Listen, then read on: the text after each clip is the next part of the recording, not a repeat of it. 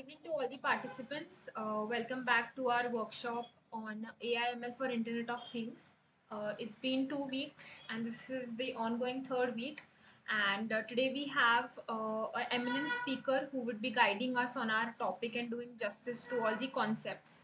So let me introduce our speaker for today, Mr. Praveen Latne. Dr. Praveen Latne, sir, who is currently working at Siahnagad Institute of Technology at Lonavala campus. Sir, on behalf of IIT Pune chapter, Buds Engineering Academy and Civic Incubation Center, I welcome you to the virtual dais and I request you to please take over the session. Thank you. Thank you, ma'am.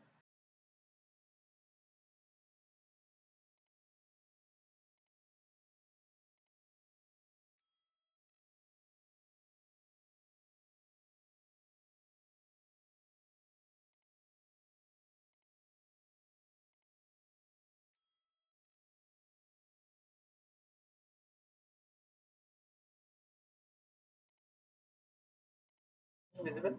Yeah. Yes, sir.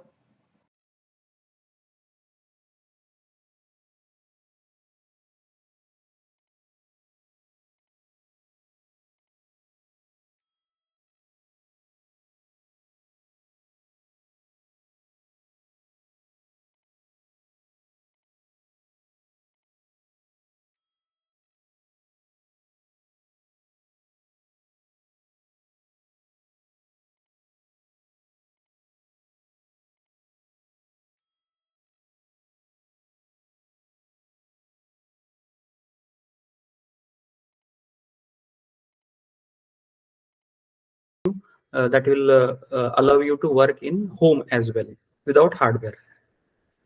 So today we'll finish introduction to IoT, then we'll go for introduction to IoT simulation software, Tinkercad, then simulation of LED interfacing with Arduino Uno using simulation software, and then Arduino setup.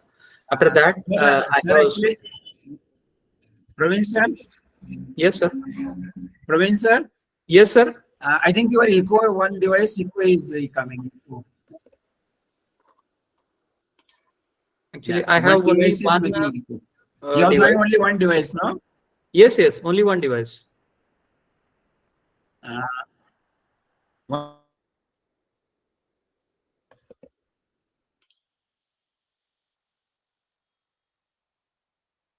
Shall I continue? Or still echo is coming? No, sir. You continue, sir. Yes. I think it's clear now. Yes. Okay. So after that, also I have two more simulation. One is a door opener and second one is a soil moisture sensor. So we'll discuss that after this introduction. So before going to the actual theory, we'll go for some history of IoT. In this picture, you can see some vending machine like tea or coffee or some cokes or cold drinks. Okay, and near to that, you can see some PCs which are actually connected to the vending machine. So actually, story start in 1982. The students of Mellon University from US, from the computer science department, they have connected vending machine to internet actually, but that time they actually don't know what they are exactly doing. That was actually start of the era of IoT. The scene is that in this particular university, the students are expecting coffee or tea or cold drinks at some different time, and the owner is not able to see what is the peak hour time so that he will serve properly. So to observe this exactly peak hour of this sale of vending machine, cold drinks or teas or coffees, he just connected machine to vending machine, PCs to vending machine. In 1999, actually, the one scientist, Kevin Aston, who is actually called as an inventor of this term, Internet of Things, he has defined this term IoT. And as per his concept, the Internet of Things is about empowering computers so that they can see, hear, and smell the world for themselves. So basically, he just want to have some sensors actuator so that he can take its own decision. The computers can take their own decision. After that, actually, the theory start. And 99 is not a big time. It is just 20 year back. The history of IoT started. Uh, if I see the evolution of IoT before internet or pre-internet, I can say there was human-to-human communication, and that time only fixed landline mobiles are there. When some smart networks are added into it, it become now Internet of Content, where you can have some website with www dot something else. And when some smart IoT platforms and services were added, then we have Internet of Services, we have web connectivity. And then after adding some phone and applications, now we have social media, Skype, Facebook, or YouTube, like that. We call it as the Internet of People.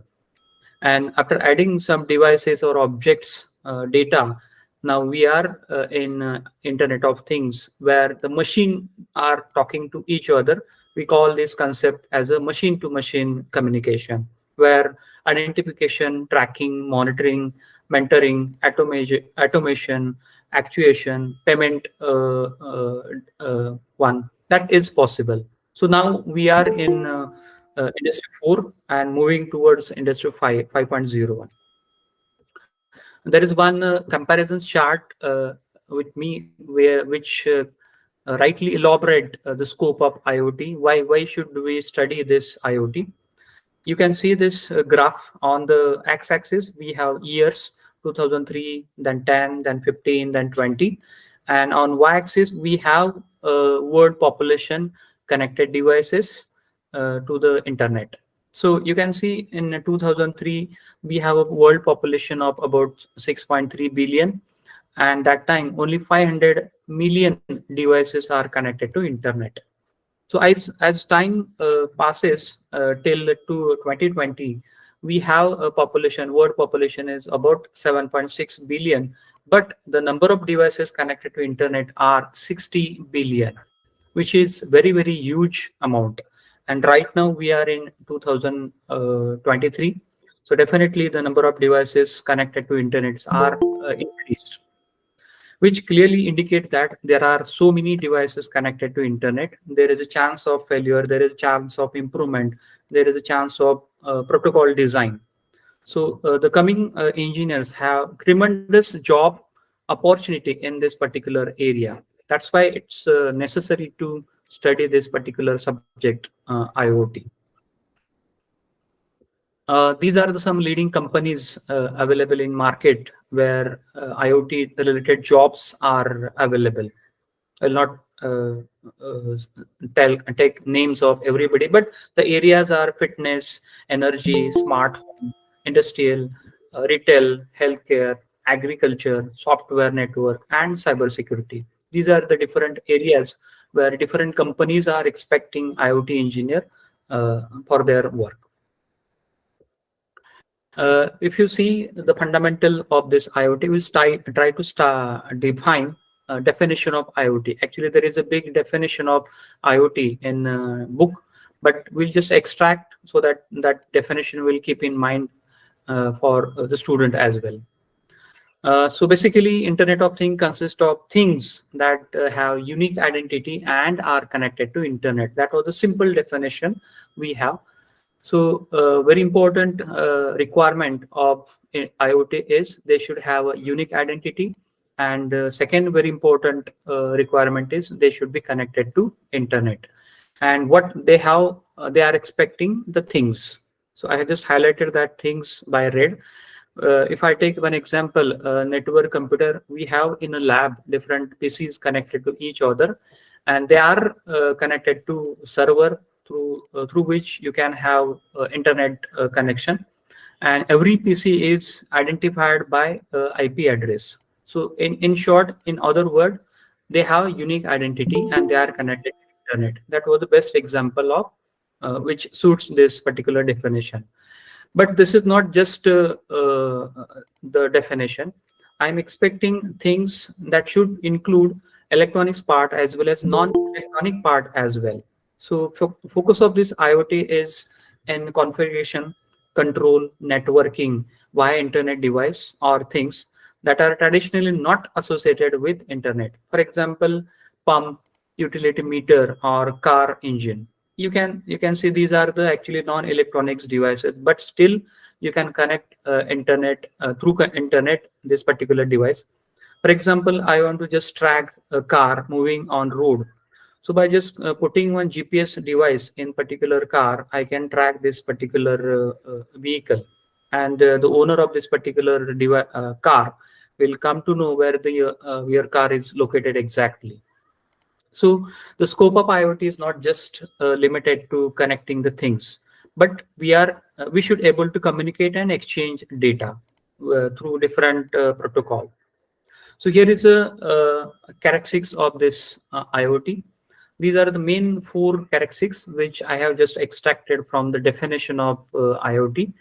Uh, First characteristics for every IoT system, it should be dynamic and self-configuring.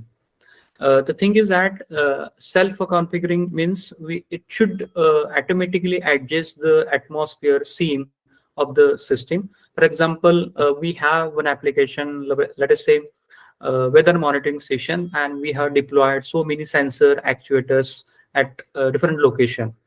And the new sensor that we want to deploy in the respective system, so it should be able to accept that new sensor as well, and he should assign address to new coming sensor as well. So this is what self configuring. Then interoperable communication protocol. So basically all the communication is happening with different protocols, and there are so many protocols available in market.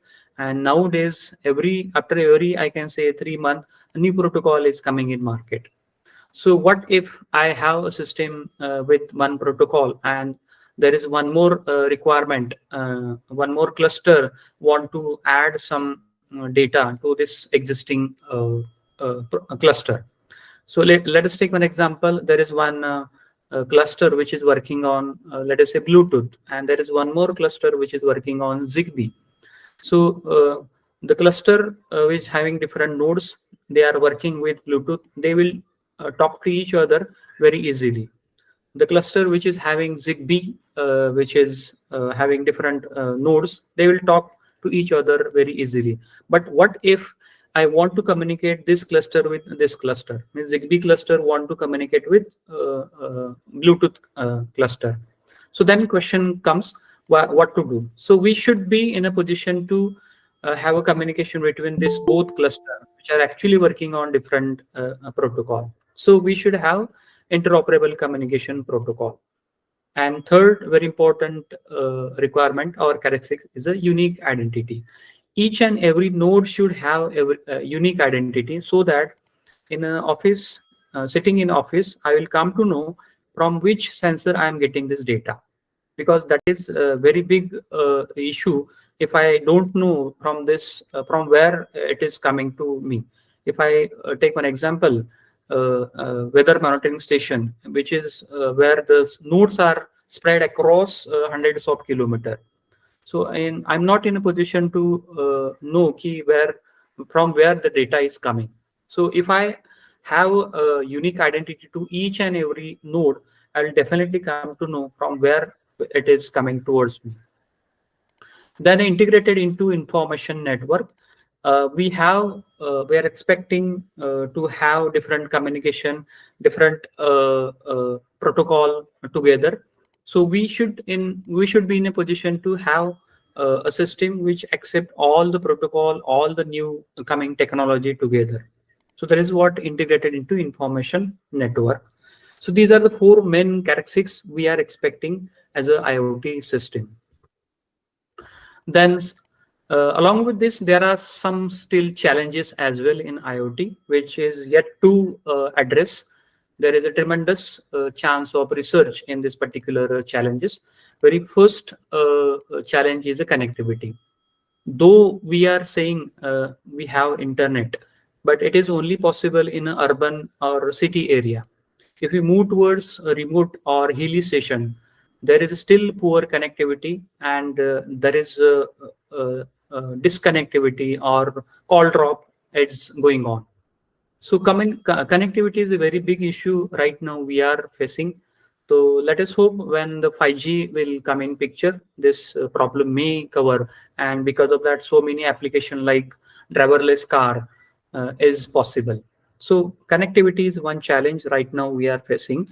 But in our discussion, we are assuming that we have good internet connection. But practically, it is not the case. Second challenge we are actually facing is the power management. As we are having application, different nodes, we want power supply to this particular node to work on. So if I reduce the power requirement of this particular node, still we require some battery backup, which will last long one. So at the max, I can extend the battery life till 1 year as of a single node by optimizing the power requirement. But still, after 1 year, we need to replace that particular battery, or I have to make some alternate provision like a solar system like that.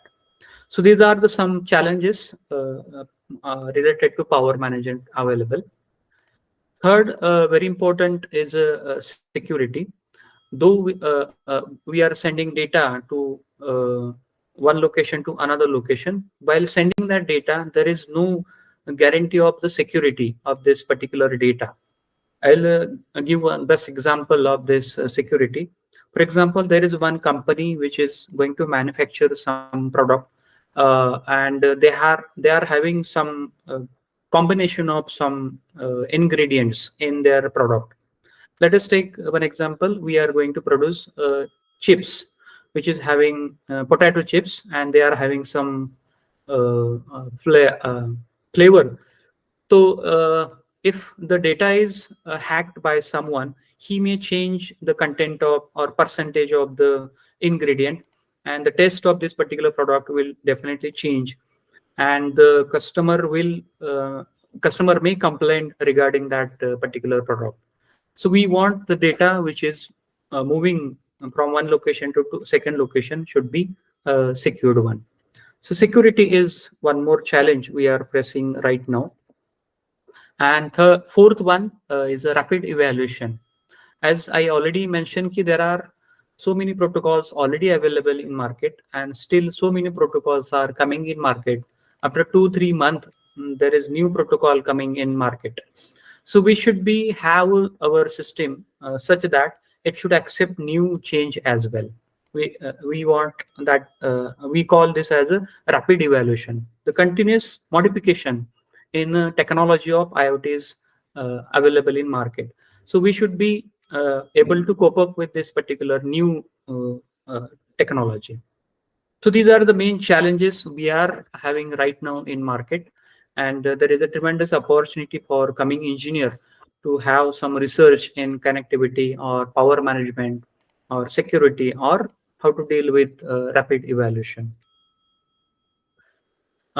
These are the some names of protocol I just highlighted. COAP, Constant Application Protocol; MQTT, Message Queuing Telemetry Transport; XMPP, Extensible Messaging and Presence Protocol; and 6LoWPAN. These are the few names. There is a big list of protocol available. These are the all protocol which are IP based. We have also non-IP based protocol in market. Few of these protocols we are already using in our day-by-day application. For example, if I say MQTT, this is a one protocol we are using in our mobile for sending message. It may be SMS or it may be a WhatsApp message we are sending to each other. For addressing, we are using IPv6 or IPv4 communication protocol. But a combination of these two, we have a new protocol, 6LoWPAN, which uses less power for their working. So these are just names. Will not go in detail of each one. So in industry, we are dealing with so many sensors and actuator for different application. This was just a view of all the sensor for position or presence or proximity or motion or humidity or vibration or gas, chemical, flow, temperature, pressure, level. These are the some sensor actuator available in market. Now to deal with this all, we have a smart platform or objects in market. Most one which is we are now dealing is a Arduino Uno. Basically, it was a microcontroller. It is having 328P ARM processor on it, and we have Intel Galileo as well. We have BeagleBone Black, and we have very important is a Raspberry Pi, which is we can say it is a mini computer because it is having so many processor on it, and it is since it is we are calling it mini computer, we need operating system to be installed on it. It is having inbuilt Wi-Fi capability. It is having Bluetooth capability. This is particular mini computer without I/O.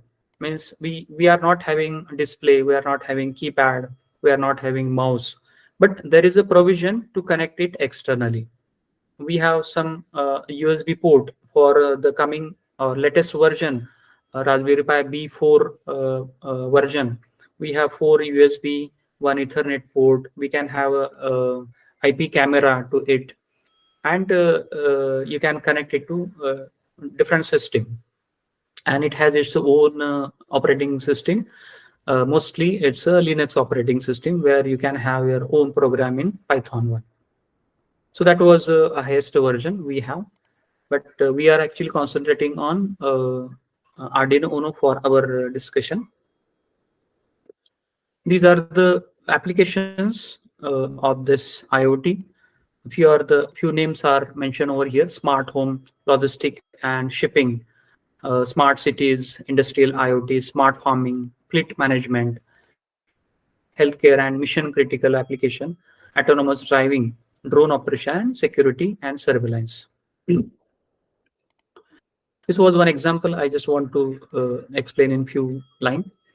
This was healthcare system. Nowadays, we have health band available in market, which will sense our heartbeat or motion of your particular human body. You can have a wristwatch on your wrist, or and you can send that particular data to the cloud, and the cloud will actually is actually connected to the office, or you can say doctor, where your data is received for a critical patient. So this was one example we are now using day by day. And by doing this particular activity, actually we are making all the things to be digital. There is no paperwork as such, which is actually mission of our Prime Minister to make our India digital India. So actually we are supporting that particular mission. So starting with our main discussion of Arduino Uno board, this is a picture of this Arduino Uno. You can see the black portion is a IC, which is ARM processor. The number is ATmega 32P, which is having inbuilt ADC, and the resolution of that particular ADC is a 10-bit. It is having digital pin and analog pin as well. It is going to support 13 digital pin and about 6 analog pin. So we have 6 analog signal we can connect to it. About 16 megahertz clock is used for this operation, and you can connect this board to your PC very easily. This was a pin configuration of that board in detail. We have some ground pin and VCC pin as well. On left side, you can see we have analog pins A0, A1, A2, A3, A4, A5, 6 analog channel. And on the right side, from bottom, that is 0, 1, 2, 3, 4 up to 13, there are 13 digital pin as well. Last 2 pin, that is pin number 0 and 1, this is basically TX and RX. Basically, it is used for serial communication. Addition to that, it has the capability of I2C, SPI, UART, is what the multiplexed pins are available. On PC, if you want to have a setup of this particular software, you can visit this website arduino.cc, which is official website by Arduino, and there you can go into a tab of software where you can have the latest version of your setup. So on this right side, you can see in a blue portion, we have different versions. Download options are available. The Arduino version is available for Windows operating system as well as for Linux operating system. It is also available for Mac operating system as well. But as we are normally using Windows operating system, so first two options are possible for downloading. Out of that, first one is .exe option, and second one is a zip file. Afterward, you can unzip it and again have a .exe file with you. So you can visit arduino.cc website, which is the official website from Arduino. Now, uh, in case of doing some practical, if you want to have a hands-on at home, you don't have any hardware with you don't have a board with you, or you don't have a sensor with you, or actuator with you. So there is one very beautiful software which is open source. You can have your account over there and you can start working. Tinkercad. The website which is available is www.tinkercad.com. So you can have your account over there. You can sign up and then you can log in it to have a hands-on practice on it. So this was the first screen after logging into your Tinkercad setup or login. Basically, it was designed for 3D design, but there is one more tab available for circuits. You can see second tab, which is a circuit available for our purpose. And this circuit tab, you can have create new circuit. And that option is available, which allows us to have different interfacing and coding and seeing the simulated output of this particular project. So this was the second screen of my login page. Okay, now we are going to move towards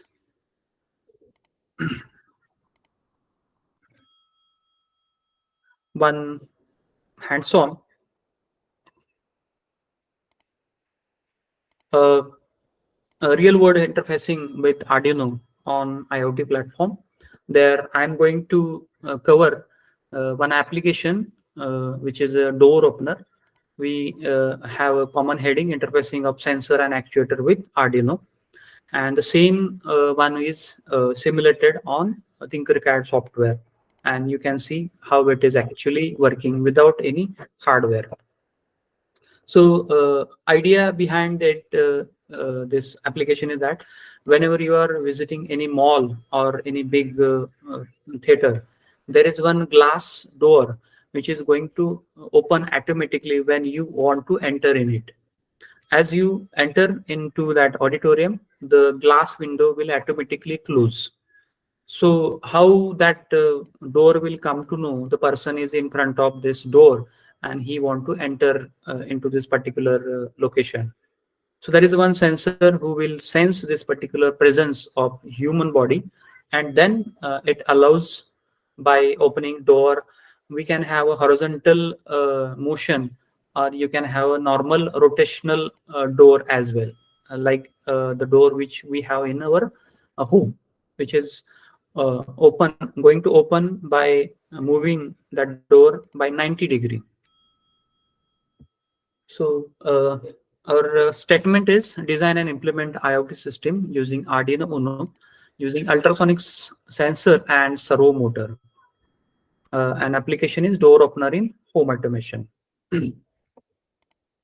The components which we require is Arduino Uno, ultrasonics ranging sensor. So we have HCSR04 available in market. and we have servo motor, breadboard connecting wires for our interfacing. So if you see sensor picture, actually I have both picture with me.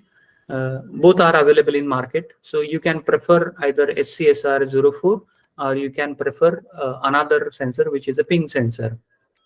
Uh, in SCSR04 sensor we have 4 pin. In ping sensor we have 3 pins.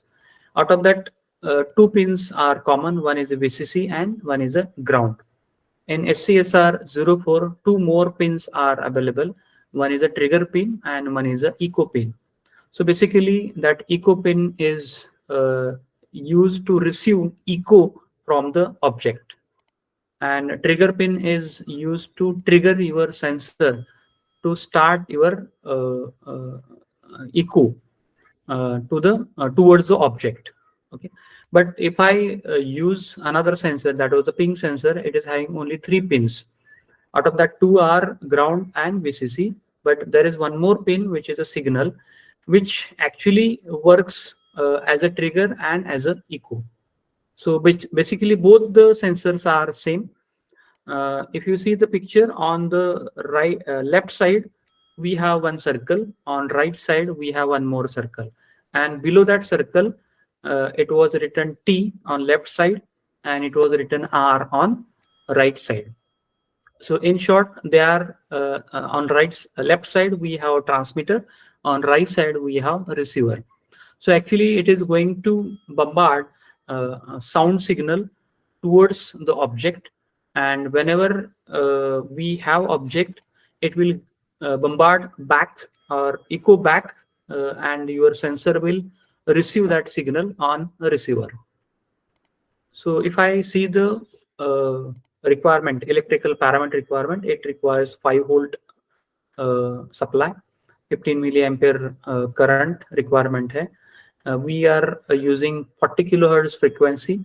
The maximum range is 4 meter, minimum is 2 centimeter, and the measuring angle is about 15 degree. Rest of the signals or parameters are common.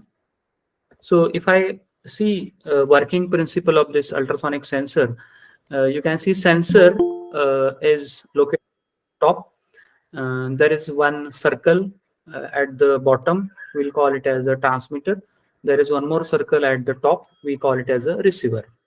So whenever we fire a trigger signal, it will transmit the burst of sound signal. So basically, it is going to transmit 40 kilohertz clock signal, which is having a pulse length of 8. And the trigger signal we are expecting to be at least of 10 microsecond. Your trigger should be high, remain high for at least 10 microsecond. As soon as he got that trigger, your transmitters will start sending 40 kilohertz frequencies square wave, and the high-low pulses are about 8-1. So when it bombard on object in front of it, it will reflect back and that will receive at the receiver. We call it as echo, and the echo is noted for our next application, or it means if the object is available, it will open a door in our application.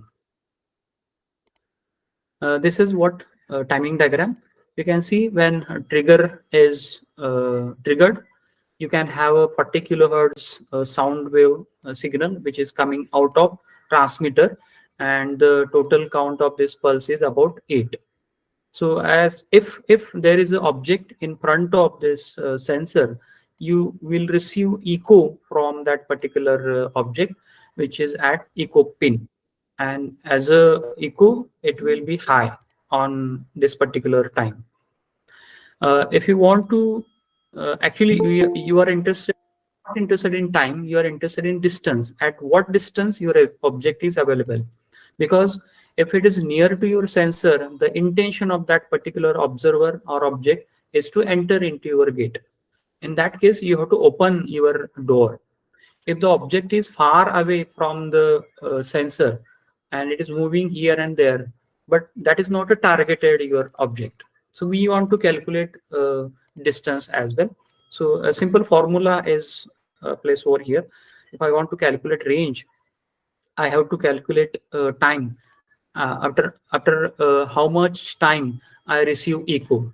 Let us say at time t is equal to 0, transmitter transmit the sound signal or burst of sound signal, and after time t1 I receive echo. So the time required to move from t0 to t1 is your actually time you receive. But this time is forward as well as backward as well, and your object is actually available at the half distance. If you have a time forward plus backward, your object is actually available at the half. So we are going to divide this total calculation by 2, and we are considering the speed of sound to be 340 meter per second, and this whole calculation is actually divided by 2. The reason is we are interested in the location of object, because time I'm getting is a double. It's a forward time as well as backward time. So I'm not interested in both time. Your object is exactly available at the forward time, so I'll divide total calculation by 2. And same logic we have to apply in our program as well. Second actuator we require for our application is a servo motor. So basically we have two color code available in market. Out of that, one is red, brown, orange, and there is actually no notation on this particular pin one.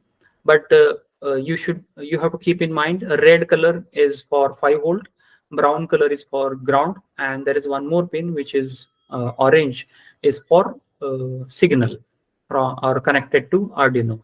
And the picture of servo is looking like this. This was the shaft, and we have arm on it. In detail अगर हमने देखा control action of your servo motor, basically it is a feedback signal. Your servo control unit is expecting feedback from the pot position, and it will compare this pot position with your actual program position, and you will rotate your motor about that much angle. Total degree you are expecting from this servo motor is 180 degree, 0 to 180 degree, not more than that. So you can move your motor from 0 to 180.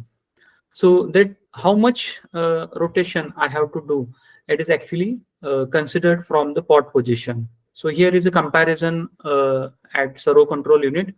Position command which is coming from microcontroller is compared with position feedback, and that much current only pass to the motor at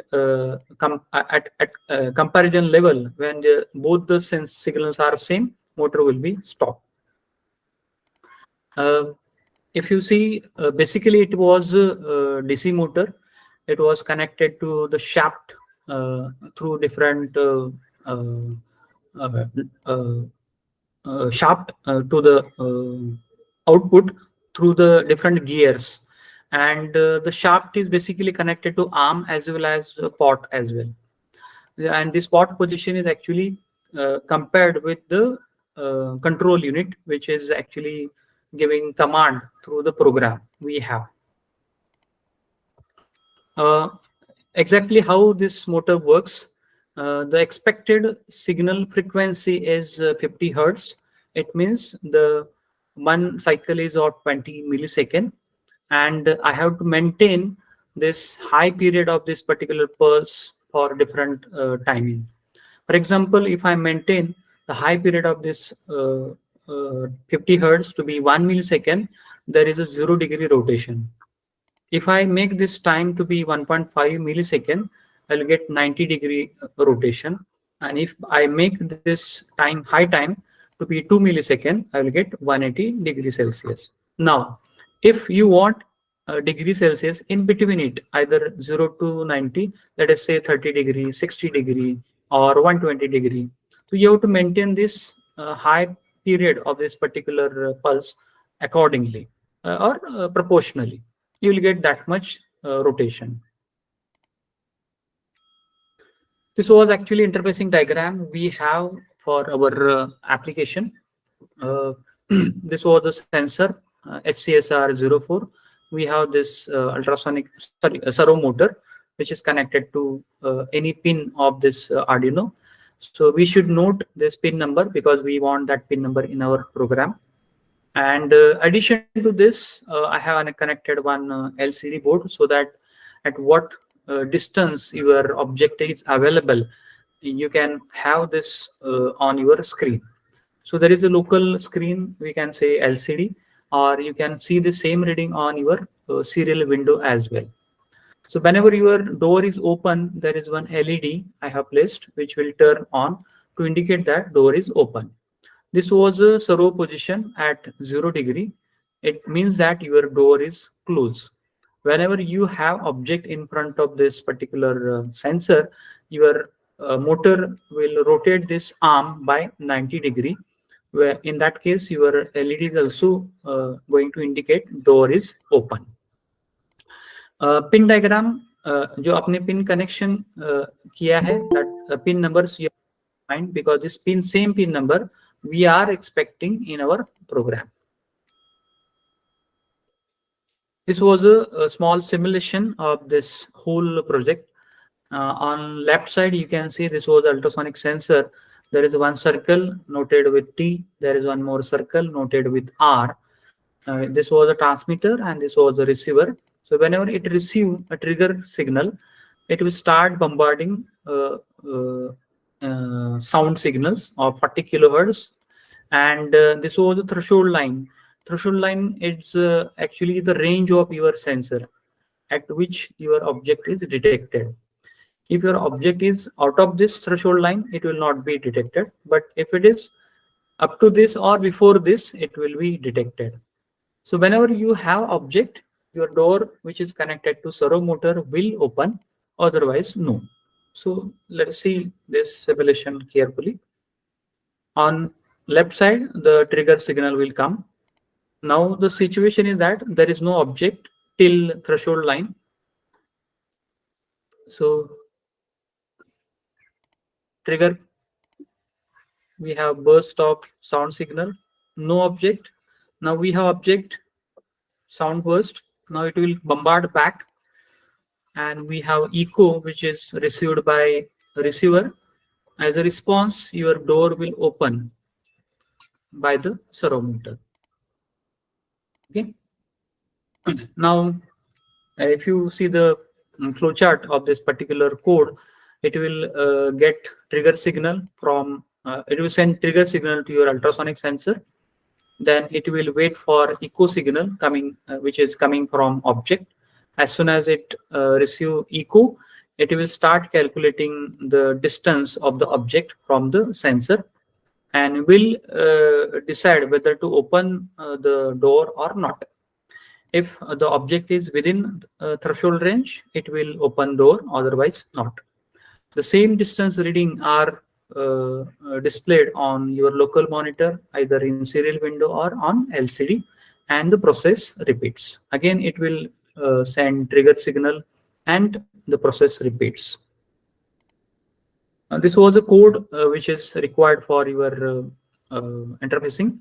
It is having inbuilt LCD hex file, header file, liquid crystal.h, which allows us to interface our program with LCD. And the pin configuration of this LCD crystal, liquid crystal LCD is a 6, 5, 11, 10, 9, 8. Basically, these are the RS pin, EN pin, D4, D5, D6, and D7. We are working that particular display in 4-bit mode.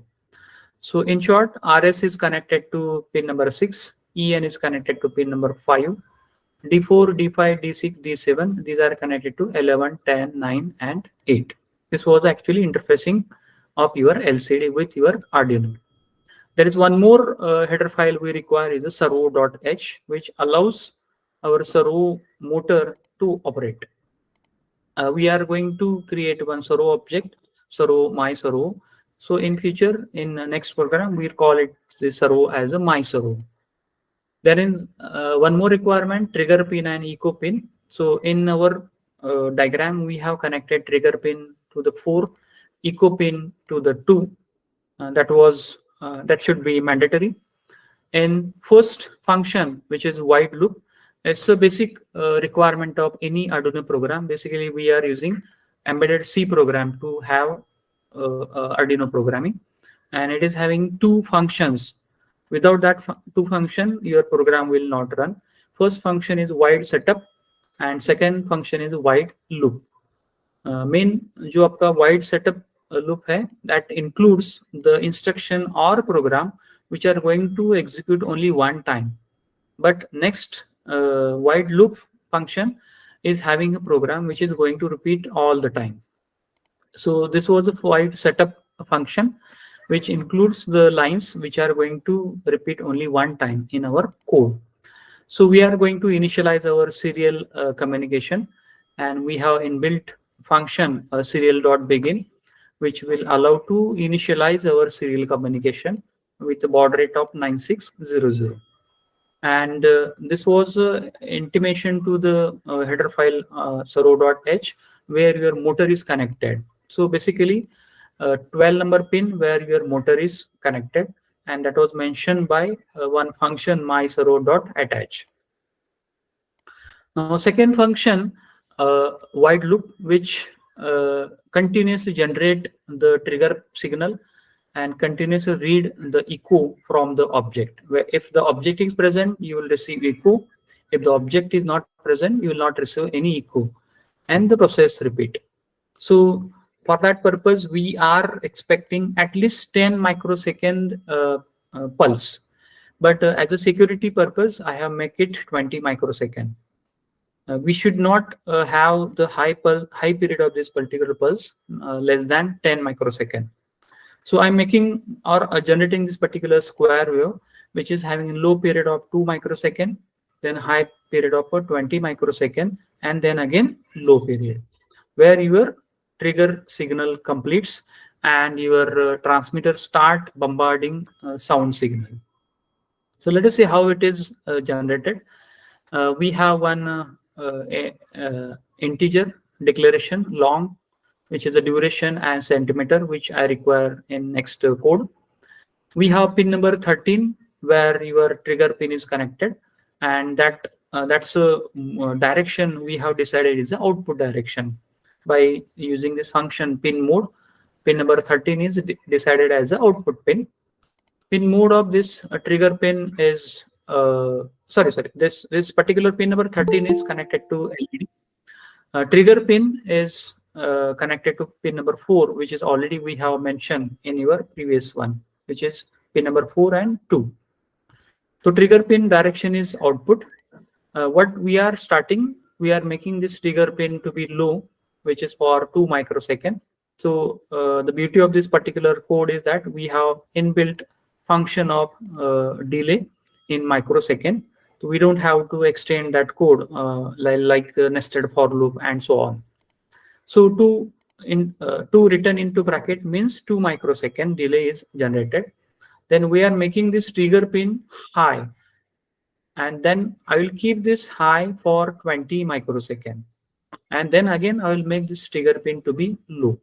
So exactly what happened here, this pulse is generated at trigger pin, which is low for 2 microsecond, then high for 20 microsecond, and then low, which is treated as a trigger to your sensor. So as soon as trigger is initiated, your sensor will start transmitting the sound signals, which may bombard on the object in front of you if it is present. Otherwise, it will vanish into air.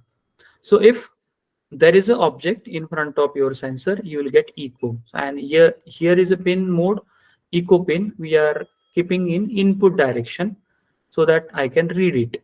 And here is one declaration of duration where I'm reading this echo pin for high. High kab hoga if there is object, otherwise it will remain low. So for high situation, echo pin is readed, and that was stored in pulse in or duration.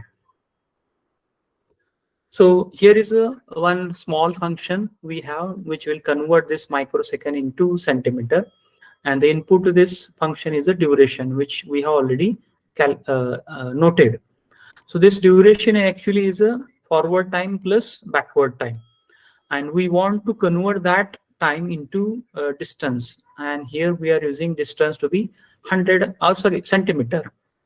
Now we have to have some condition whether at threshold level your door will open or not.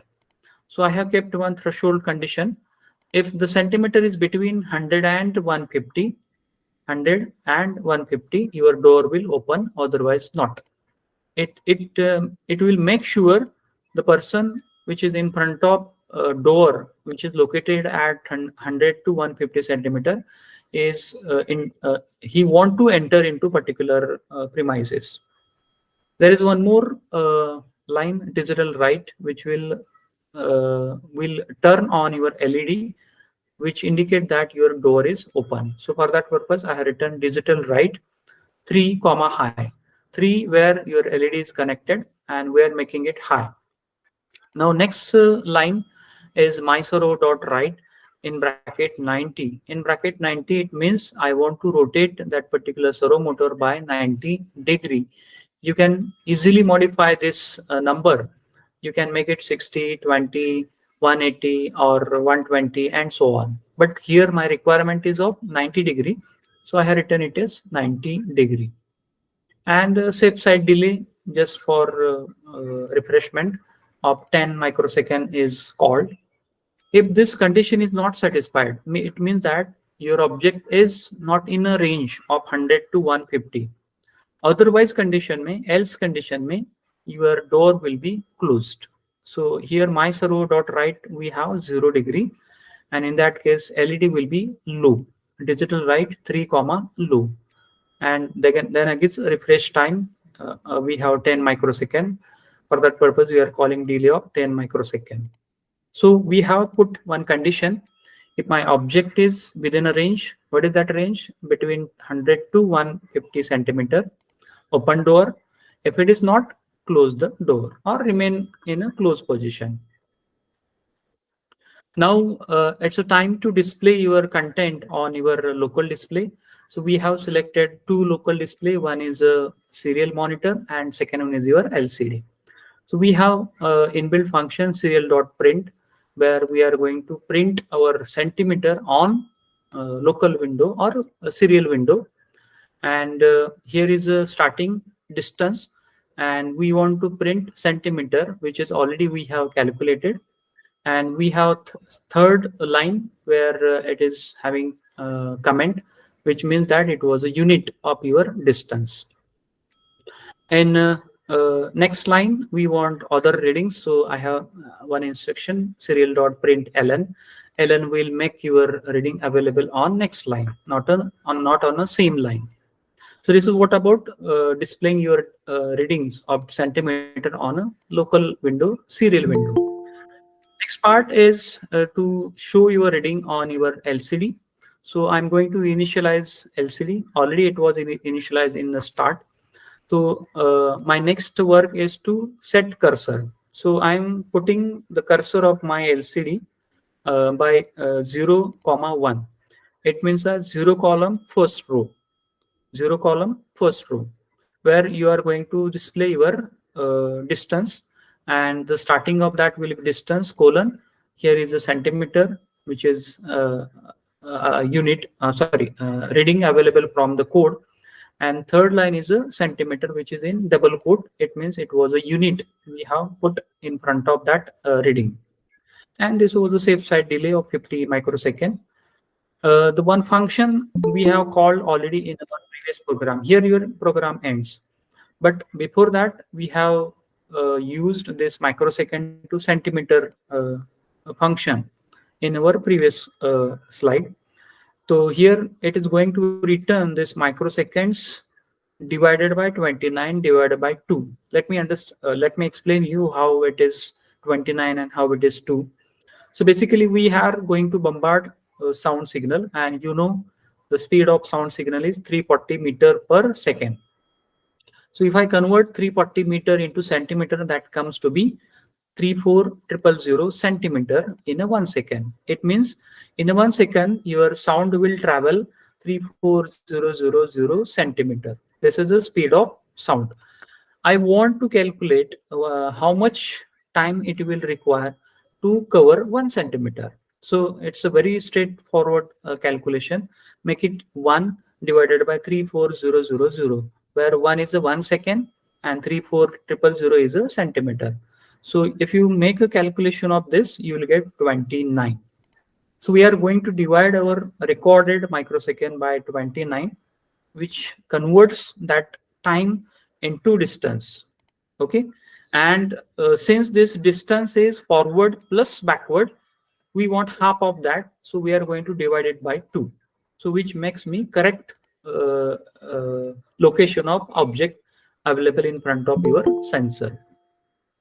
Hope you all understood this calculation. So here is one video which after simulation or after interfacing, practically it is going to work like this. So please listen carefully, read carefully.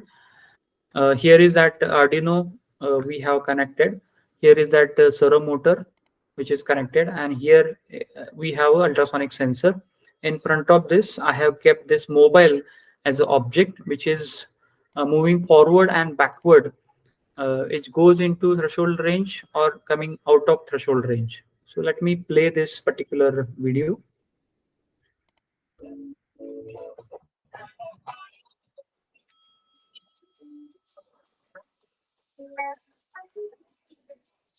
You can see as the object moves, your motor rotates, and here are the local window readings: 13 centimeter, 14 centimeter, and so on. Here LCD is not actually included. That's why we don't have a reading on LCD as well. Hope you understood this code. Now it's a time to move towards this simulation of this particular project. Okay, let me open one software, tinkercad.com. Is it visible, sir? Yes, sir, it is visible. Okay. Okay.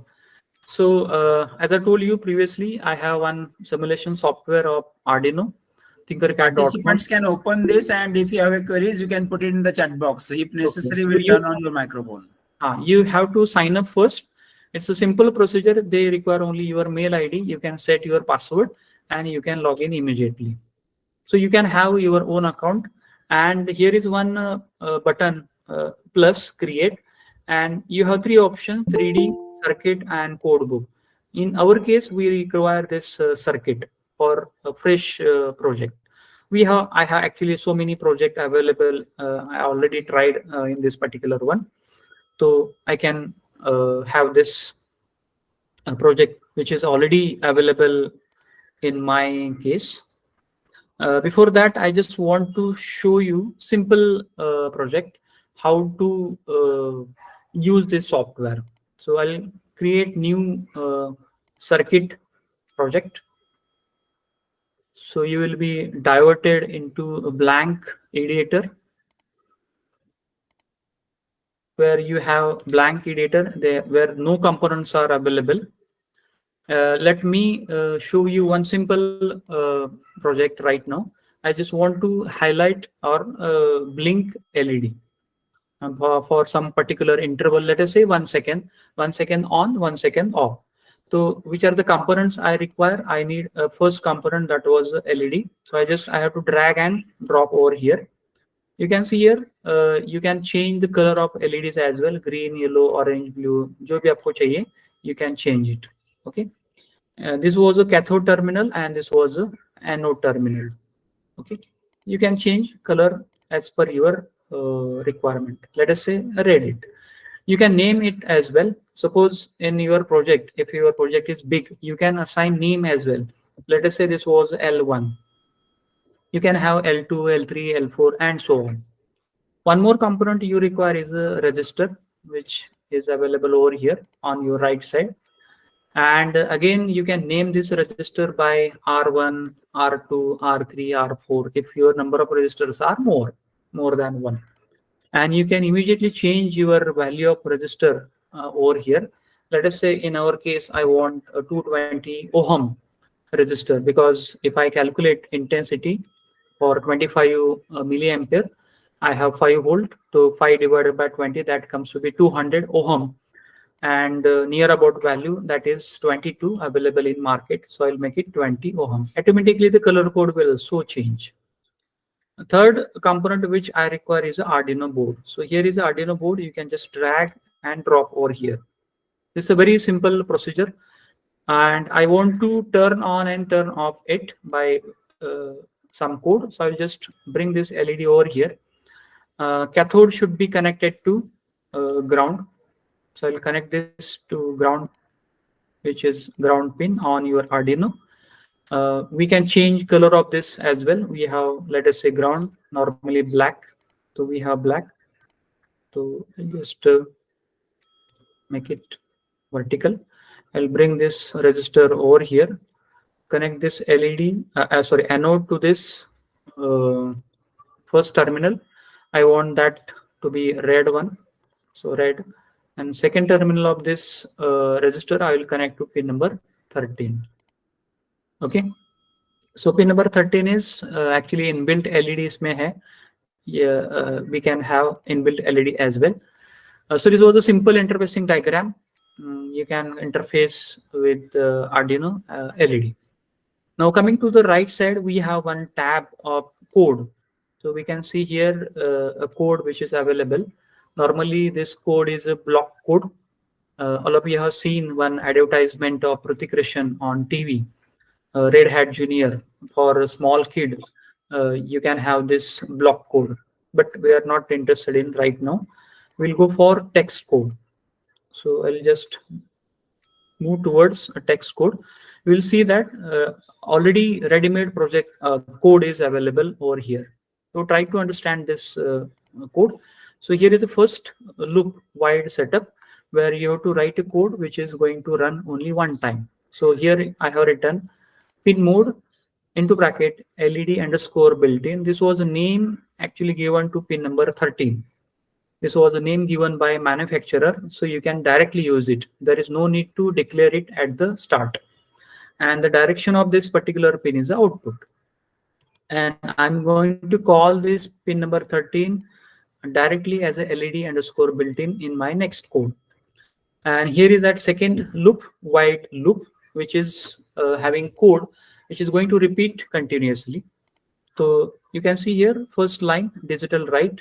I'm doing operation of writing, and on which pin I'm going to do it on a digital pin, because we have two types of pin available, analog pin as well as digital pin.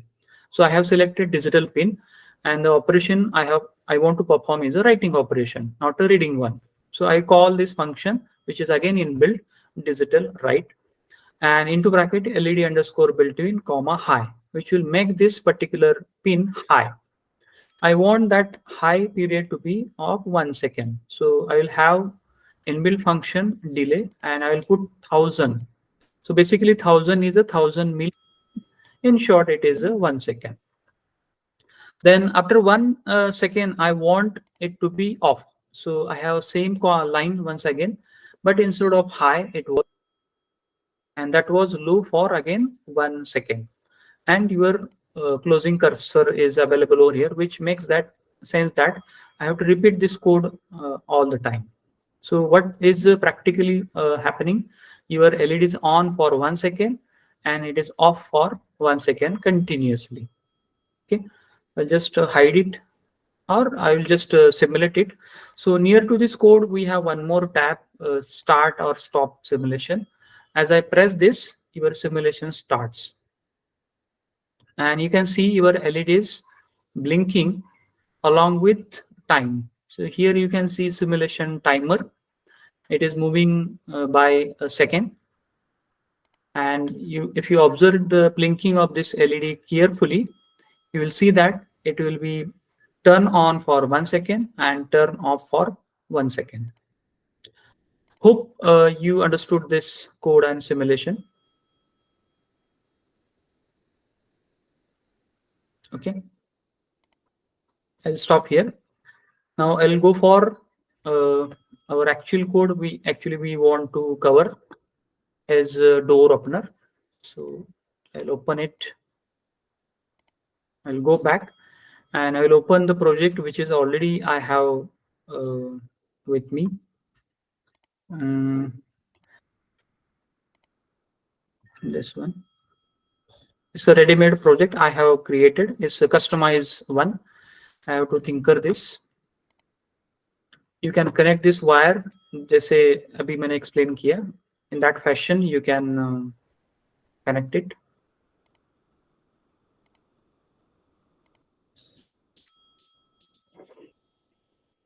Okay. To see the interfacing once again, you can see here. This was your VCC pin.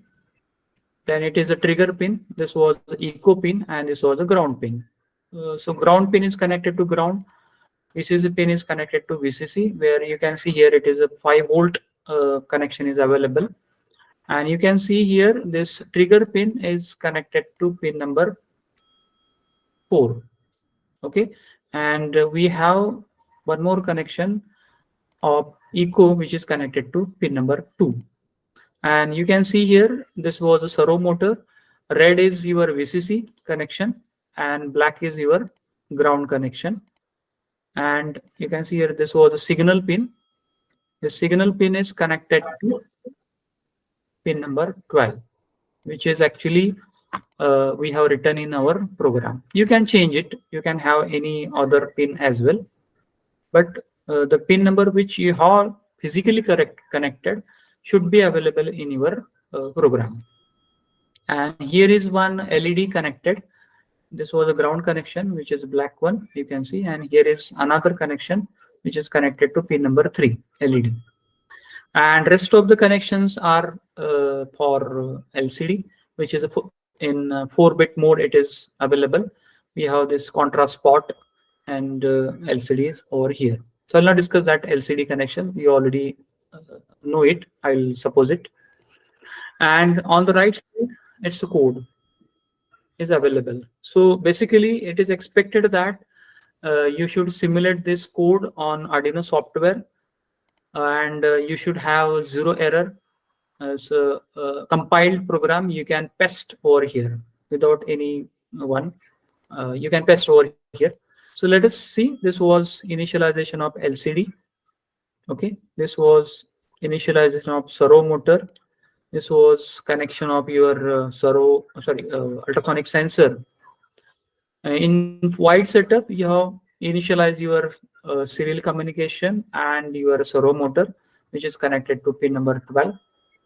And here is that code we have, which generates our square wave. We call it as a trigger pin, where it is low for 2 microsecond, high for 20 microsecond, and again it is low. As if there is an object, we will receive echo on this particular pin, echo pin. If it is, then we start calculating our duration by using this function where echo pin is input and expected input is high. Now we are expecting our answer in centimeters. We call one function microsecond to centimeter. The function is actually available at the bottom. And the input to this particular is a duration.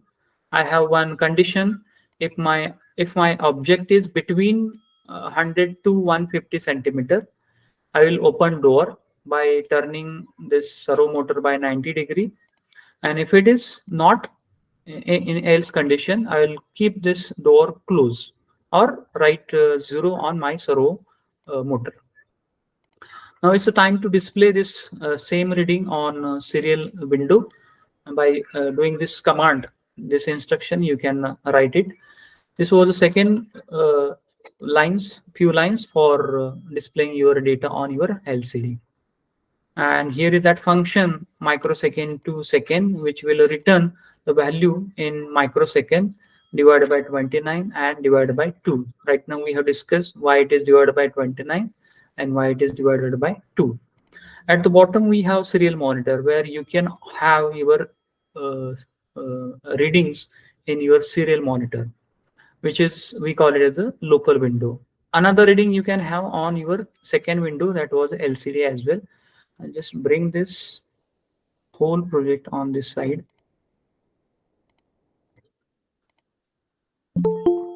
Okay. Now it's a time to start simulation of this particular project. So I will start simulation, and you will see that both serial monitor and your LCD start sending the distance of your object available. Right now, you can't see the object, but by just clicking on this sensor, we will see that this was the object, this was the range of your sensor, which you will see that it is by about 15-degree range is it is covering, and your object is located over here. Sensor is showing it is 136 centimeter. The same reading we are expecting on your LCD as well as on serial monitor. So you will see here the distance is about 130, 135, 36, and so on. Same is available on your LCD screen, and here is a unit of that distance. Now it's a time to move the object. So just drag this particular object as per your choice anywhere. Okay, this was the range where your object is sensed. Okay, but if your object is out of range, your range area become red. Okay, so you should have your object in this particular region. It clearly indicate that this particular object want to enter into the premises. अगर आपका object यहाँ पे है, it is out of range or something else over here, it clearly indicate that this object don't want to enter into premises, and it will show you a full range reading. It is showing 335. It is actually 4 meter, as 400 meter is expected over here. So it is a, we can say it's a garbage reading. But if your object is within a area of range, it will decide whether to open door or not to open. So as per our logic, we have kept one condition. We want the object to be located between 100 and 150. So here is that condition. It should be 100 and 150. So let us see. You will see that 143 centimeter, which is between 100 and 150. So you can see your arm is rotated by 90 degree, and your LED is also turned on. I'll just move this object out of range, means I will make it one more than 150. So now in this case, it's a 195 centimeter. So you will see that your door is closed. Your LED is also off. It is now this much. It is 76. What is meaning of 76? It is less than 100, which is not in a range. Still in that case also, your door is closed. LED is also off. And same reading you can observe on your LCD as well as in a local monitor. Okay. Hope you are getting this simulation. Anybody respond?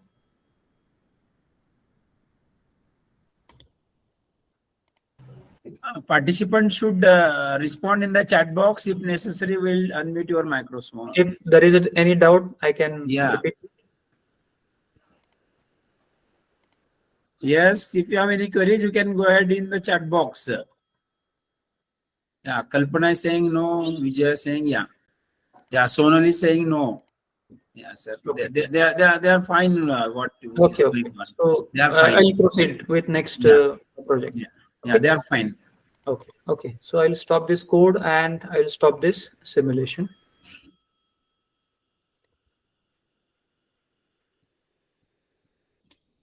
Okay. Now I'll go for one more simple project. The title of this particular project is soil moisture parameter monitoring. Basically, we are again having some control action. If you consider a simple application like a smart garden, we are expecting that your garden should not be over watered or it should not be underwatered. You should give proper water to your plants so that they will grow properly. So we are keeping in mind the smart garden concept, where your garden will be automatically watered, and the care is taken that they are not underwater or it is overwatered. So here is one sensor available in market, soil moisture sensor. And the working principle of this particular soil moisture sensor is simple resistance. So you will see that there is one plant available in your pot, and when you have sufficient moisture in this particular pot, the resistance is changing. And if it is not, again resistance is changing with opposite direction. So the moisture and the resistance of your sensor are inversely proportional. If you have uh, moisture, sufficient moisture, resistance is minimum. And if you don't have moisture in your pot, the resistance is maximum.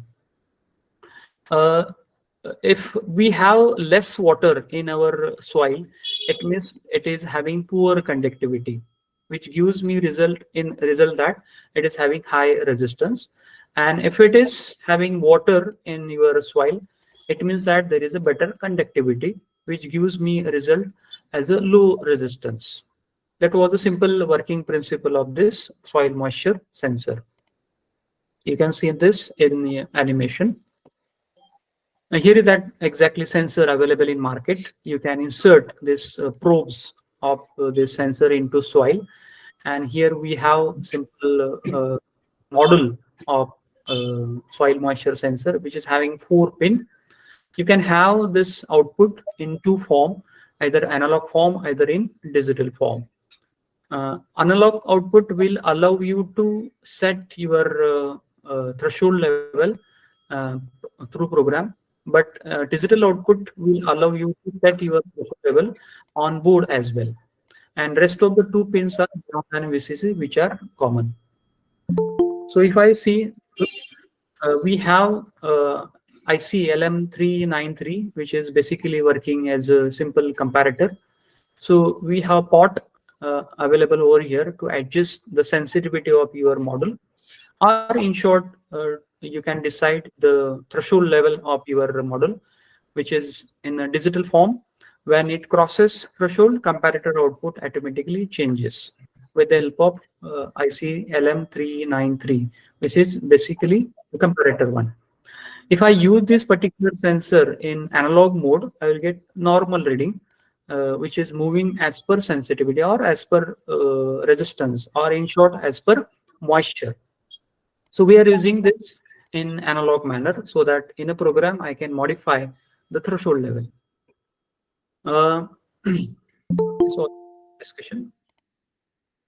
Basically, it was digital pin was used to start your pump if your moisture crosses the threshold level. And here is that simple interfacing diagram.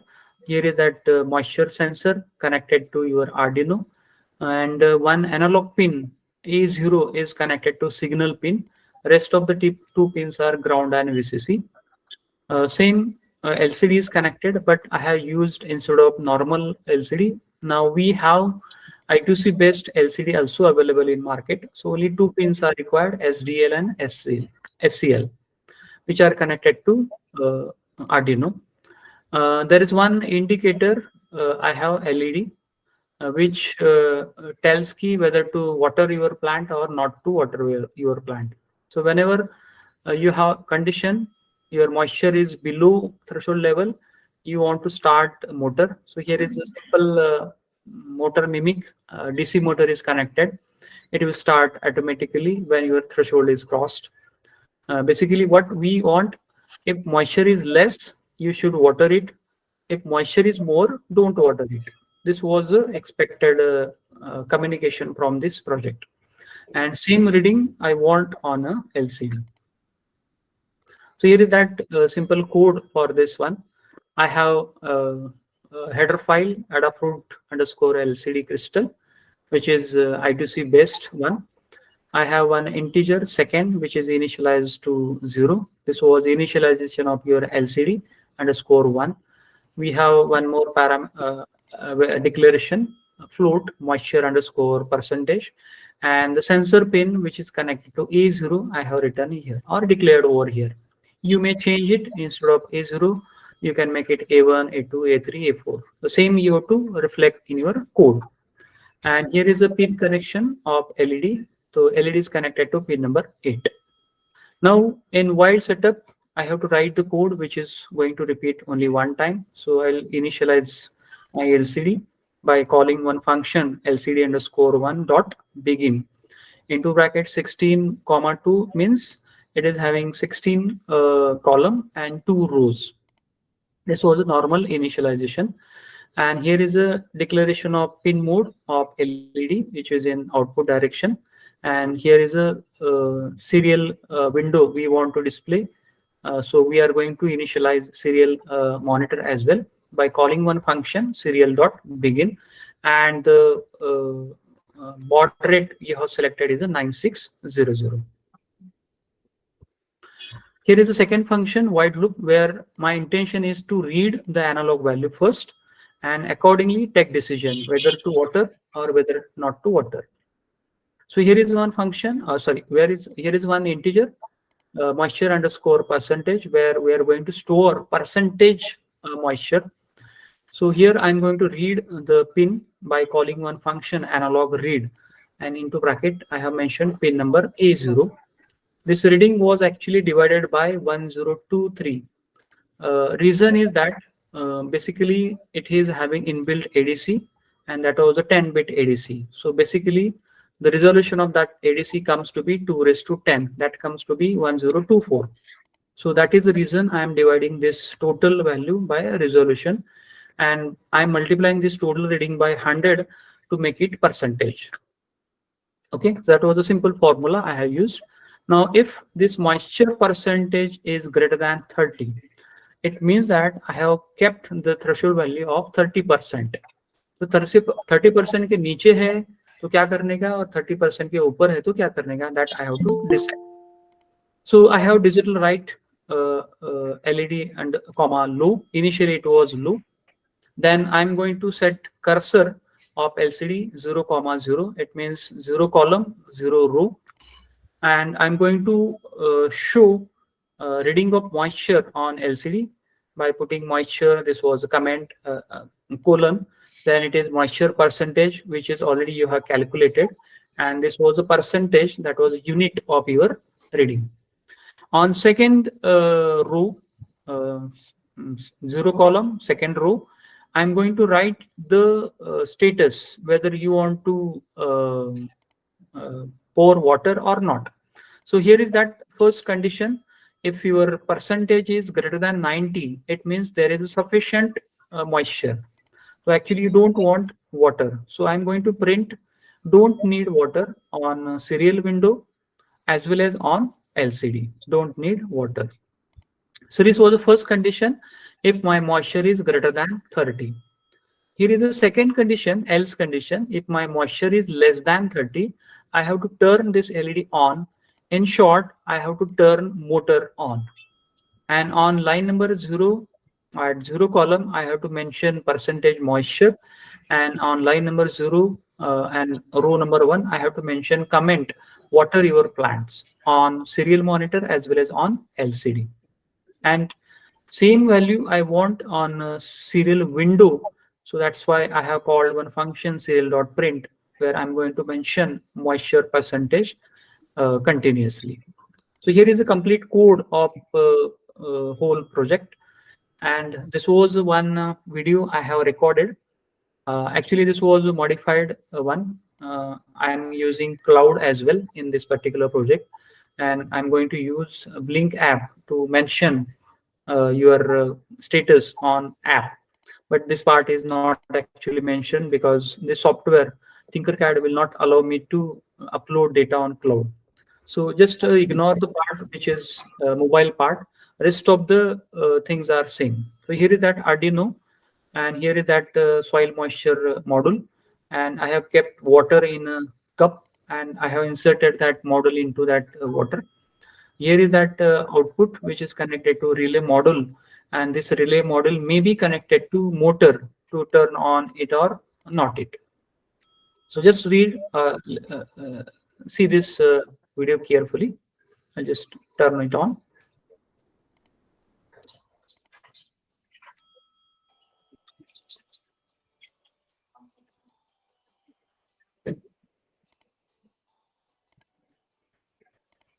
You can see on serial monitor, we have percentage of moisture.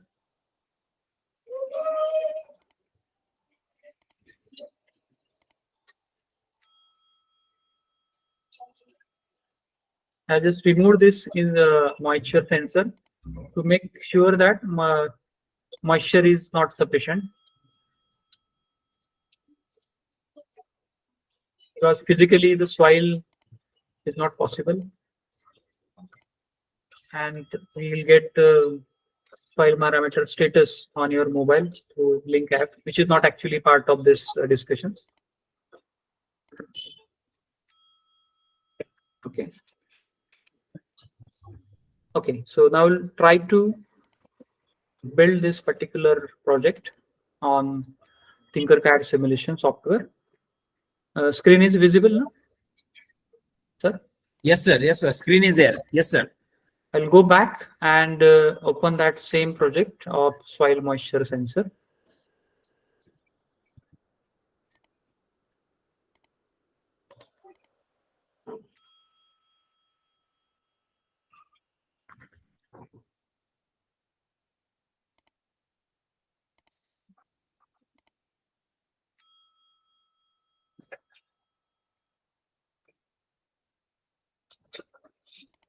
Okay.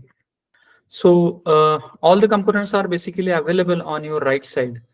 All the basic components, including register, LED, switches, battery, register, motor, soil moisture sensor, or PIR sensor, or piezoelectric temperature sensor, ultrasonic sensor. All these components are available over here. You have to just drag and drop over here. So I need the component. First one is a LED I require. I require resistor as well. Then I require DC motor, and one more component I require is a soil moisture sensor here. And one more component is a Arduino. You can see here, I can drag and drop over here. Now it's a time to just connect this all together. I have connected A0 pin to the signal pin of your soil moisture sensor. Rest of the two connections are power and VCC, VCC and ground. So they are connected to respective. This was a VCC pin, and this was a ground pin. Pin number 8 is connected to LED as per our program direction. And the same pin I have connected parallelly to the motor. Out of this, one is connected to ground. This terminal 1 is connected to ground because it was a terminal 2 is connected to pin number 8. So parallelly, your LED and motor both will turn on. It indirectly mentioned that you have to start your water. So you have to interface this all component together. Just connect this particularly cathode to this ground, change the color. You can align this as per your requirement. Okay. So already my project is available. I'll just remove this.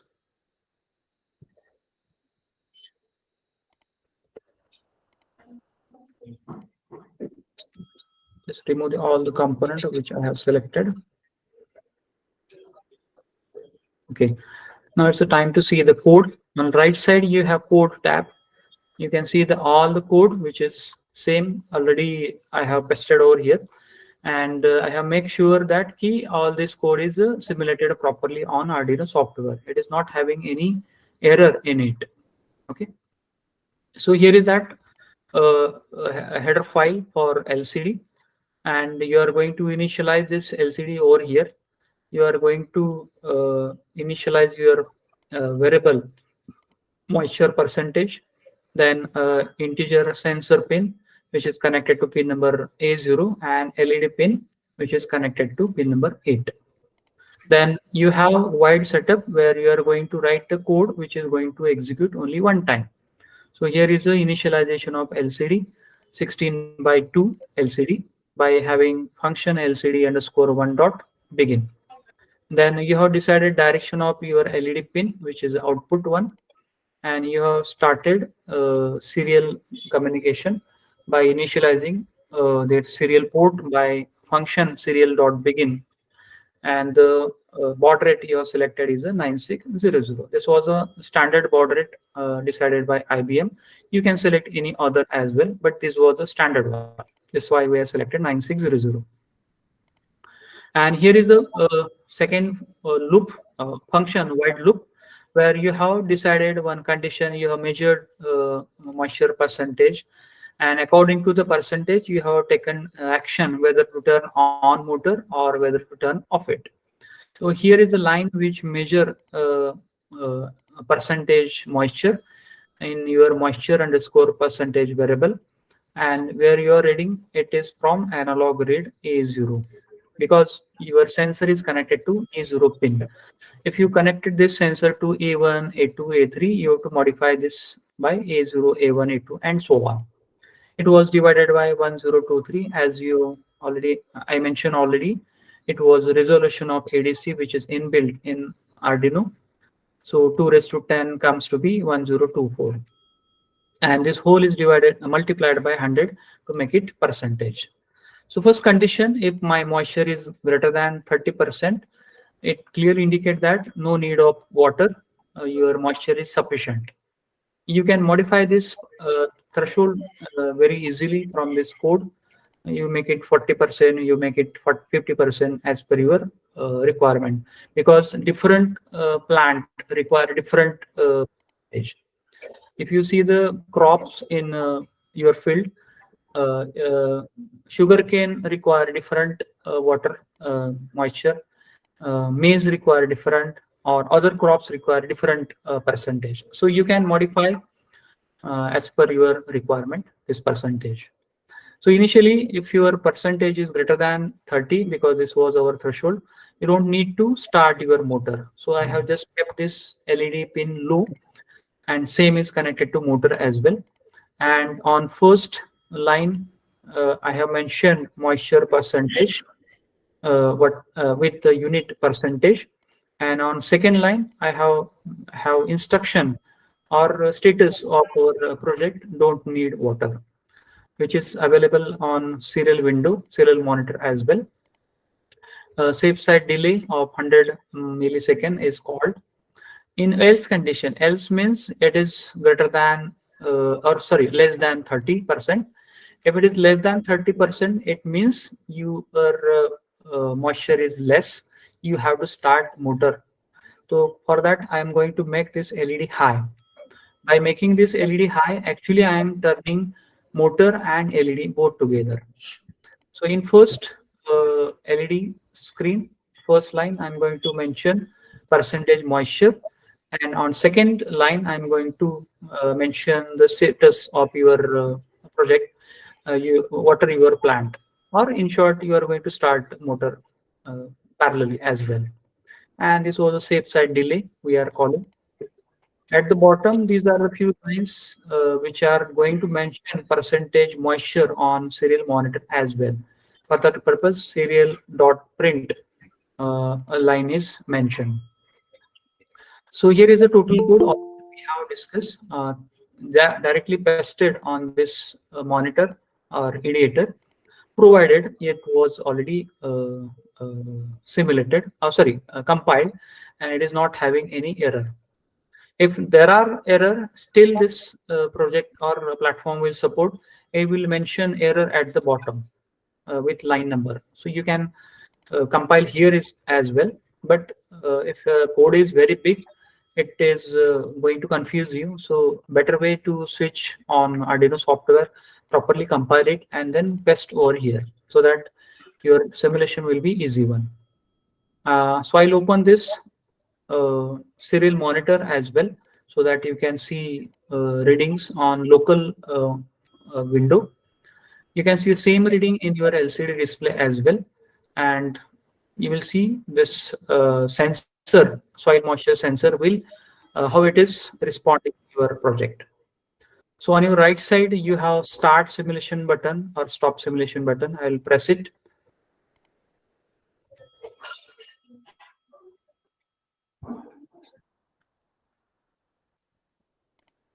You see that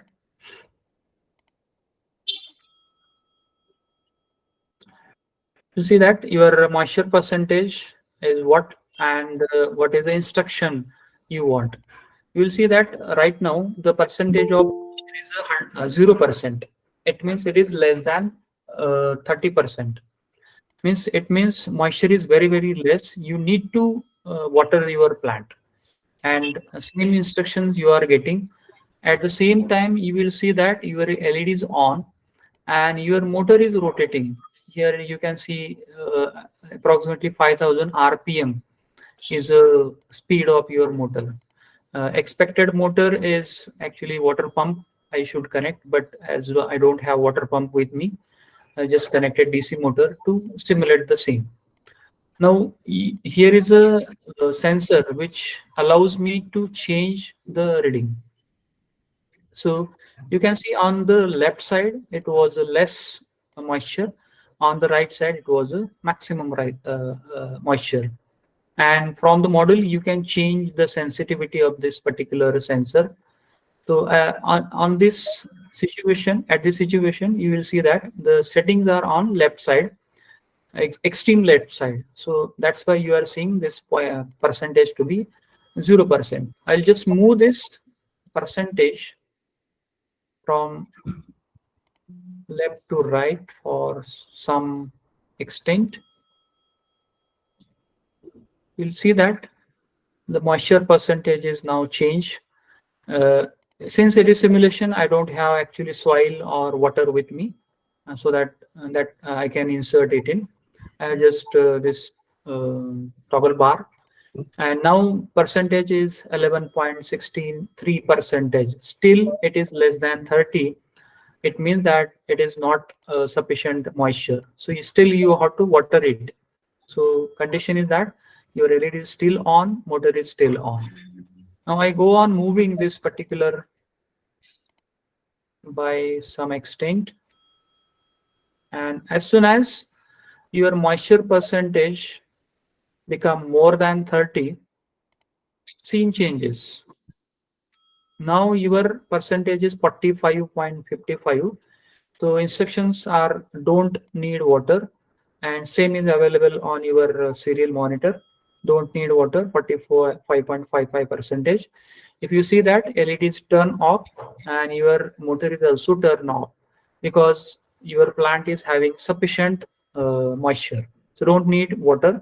So your motor is off. You can see here it is 0 RPM is the speed of your motor, means your motor is stopped. And you can move this slide bar as per your requirement, and you can see the status, what action it was taking. If I modify this threshold level, it will accordingly send message.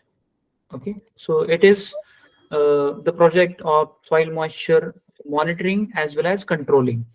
Monitoring, it means you are monitoring on LCD and on local display. Controlling means you are actually starting your water pump you are starting.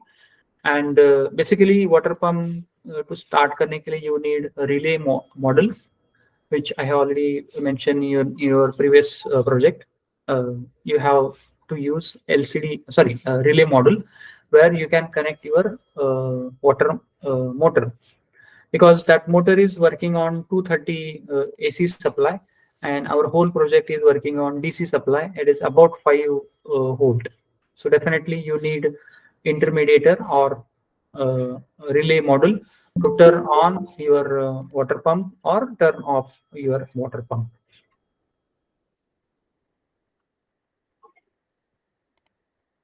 Okay. Participant, any doubt?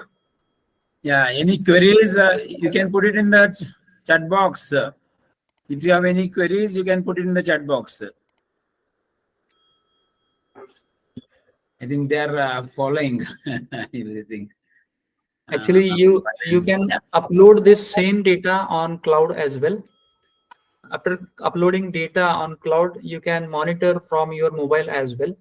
So that project is also with me, but this software is not allowing me to use internet, upload data on cloud.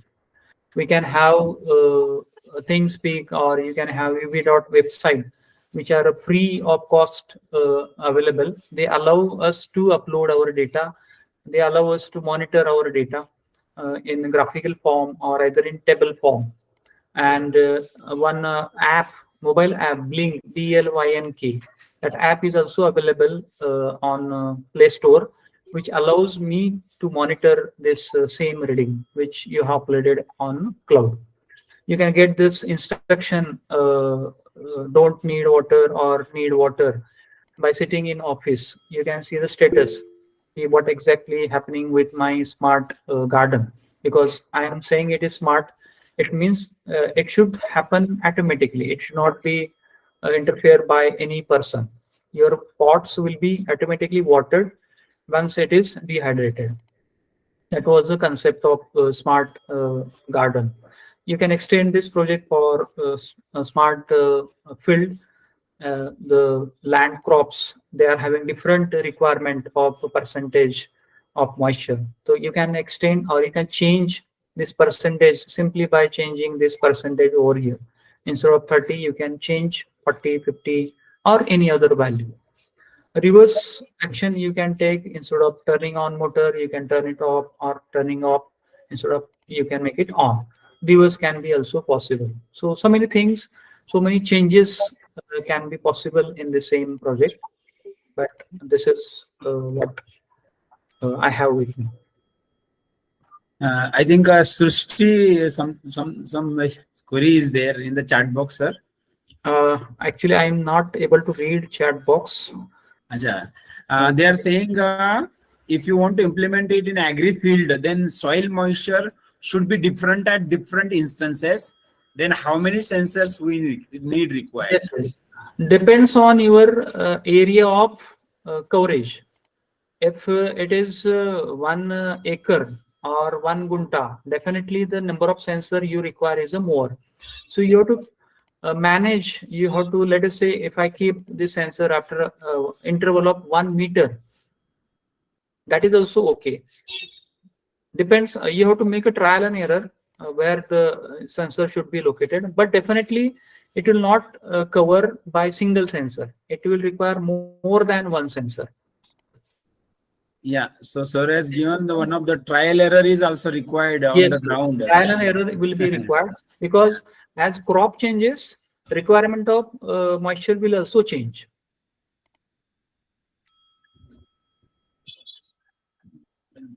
Moisture is different. Any other participant? Link of moisture sensor project. Actually, the sir has already this recorded thing is there. The link is also there. Sir has given tickner.card.com. Okay. It's not that much hard. A simple project. Actually, I should use internet. Unfortunately, we are talking about IoT, but internet is not included in my project. It's a Yeah. limitation for me in this particular software. I'm not able to use internet. I'm not able to upload data on cloud. Actually, in my presentation, I have shown you one video where one Blink app, which is available on mobile, you can see that same readings are available in that mobile app as well. Okay. Any other? Mrunal, you can see recordings and yeah, how model will take decision of moisture is different at different instances. Okay. That is what I have to keep this threshold value. I have to decide it. As I mentioned, different crop require different percentage of moisture. For example, if I take example of sugarcane or maize, that require more moisture, more water. Srishti, is it clear now? Yeah, okay, okay, good, clear. Yeah. Anyone else? Yeah. Okay. Thank you. If I have actually 15 minutes, I will show one more project if you permit. Yeah. Go ahead, sir. Go ahead, sir. I will directly show the simulation. I will not. I'll Yeah. just Yeah. explain Yeah. small Yeah. Go part ahead. Yeah. and the simulation because Yeah. Go I ahead, think sir. Go ahead, 15 sir. minutes are there. Yeah. Okay. Uh, there is one more code I have simulated.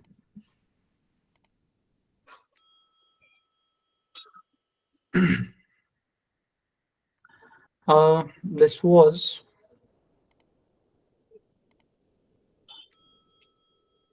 mm,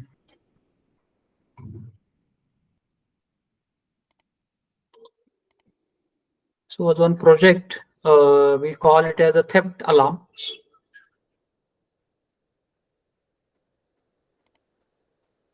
If you find any movement of person, your alarm will start and you will get notification.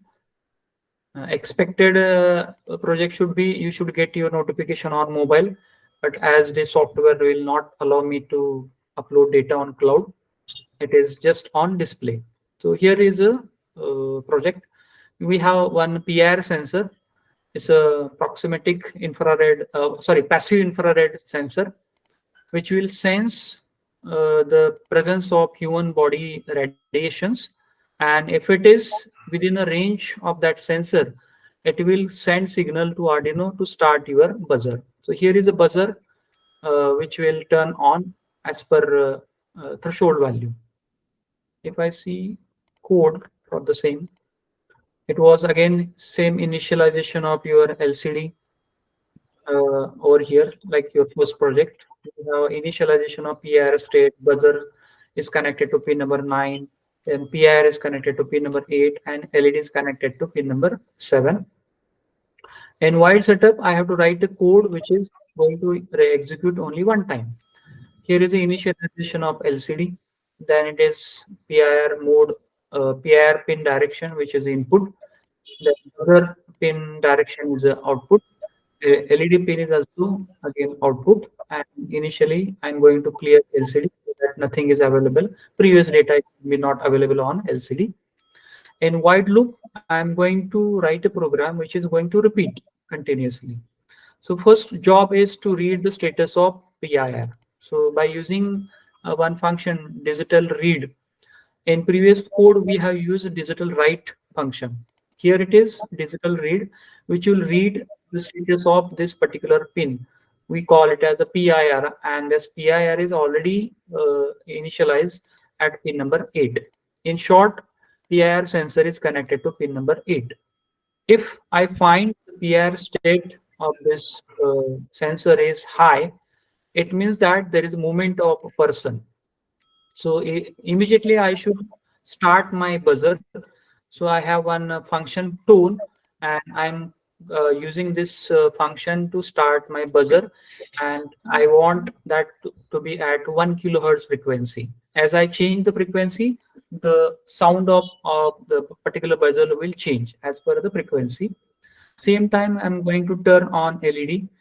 In short, I just want to turn on lamp or something else, because if I find something movement in my garden on backyard when turn lights are off. So as soon as I find the movement, I'll turn on buzzer and as well as the tubes lights of that particular location as well.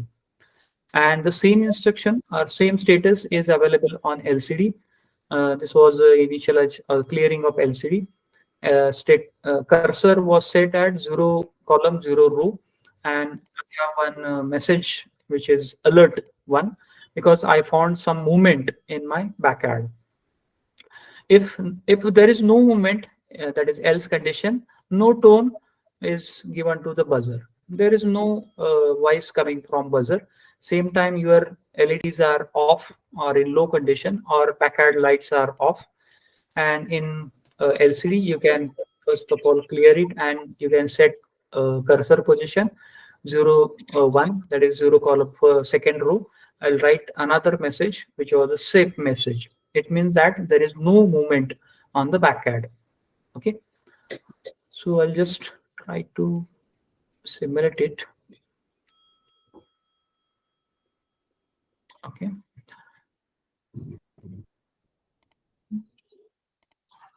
So here is a serial monitor. I have used serial monitor as well, which will show the status. Same time, I get same reading on LCD, which is a local display. And start simulation.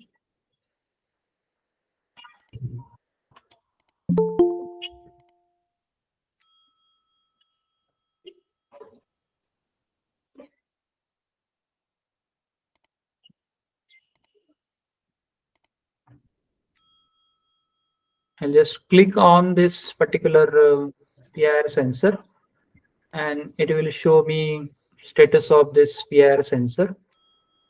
Just close this code so that I can show you the object. So this was a let us say person which is stable. Since it is stable, for any stable movement, any stable object, we don't have any alarm condition. But as soon as this object or person start moving within a range,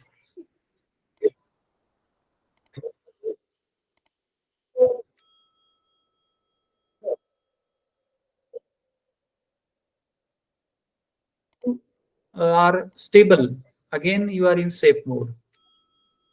Suppose your object is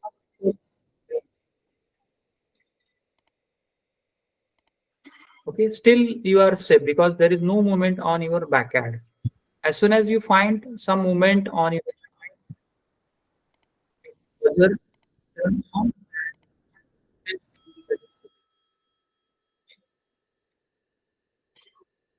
Okay. So that was a simple project you can build. Actually, I should add some internet, or I can upload this alarm condition on my mobile as well as, and I will get some intimation in my mobile sitting in office or anywhere where I available. Okay, so sir, I will stop now.